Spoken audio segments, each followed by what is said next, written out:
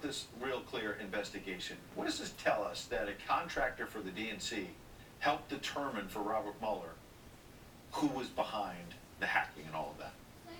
Well, I think that's called CrowdStrike, and it was a private vendor subsidized by the DNC. But the Mueller report is not, although in 2 volumes, is not like Moses coming down with the 2 tablets. It is not sacred. It is not. It's something that can be challenged.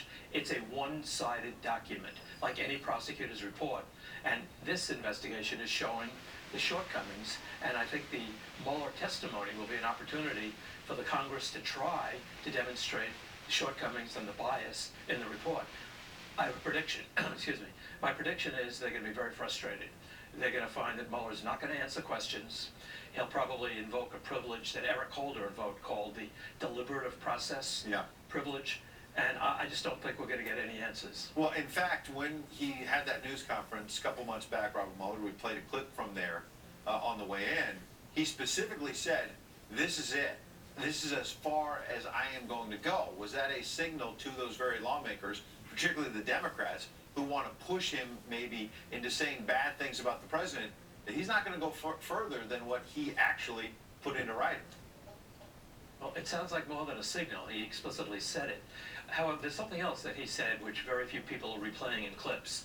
He said even people who he charged, who have not pled guilty, are presumed innocent. That presumption of innocence should prevent him from talking about any third party, because they're not there to respond when their reputations are at stake. So would that include the president? There's another reason. You get to that reason in a minute, but would that include the president? People in his inner circle? They're not there at this hearing to defend themselves. That's my point. That's why he should not talk about them.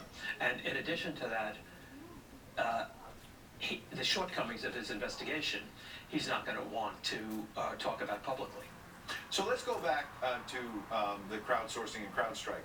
Why in the world would Robert Mueller, a special counsel who, as I recall, had a special clearance, he could talk to anybody he wanted in the government, outside the government, they had all those many hundreds of subpoenas and all the rest. Why would he rely on a contractor for the DNC, which obviously was also behind the anti-Trump dossier? Why would they be used as a key source here in determining what the Russians did?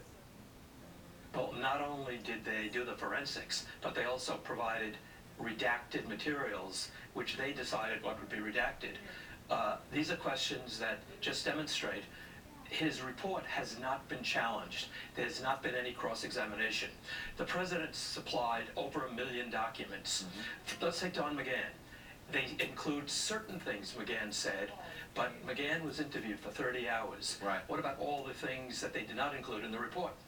Absolutely. Last question then. The Democrats, we know where they're going at this hearing with Mueller that's coming up in a few days. The Republicans, will they finally have a chance to basically cross-examine Mueller?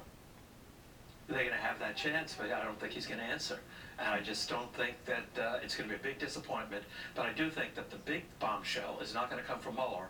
It's going to come eventually when the Attorney General and Durham complete their investigation. That's the U.S. Attorney from Connecticut. Yeah. That's right, who is a total straight shooter, has been appointed by various attorney generals to do investigations, and then we're going to get some answers. There's not going to be any privilege. It's going to be just some straight talk. Well, we've been waiting for accountability on that. We'll see how it plays out in the days ahead. John Sale, we appreciate you coming in tonight. Thanks for having me.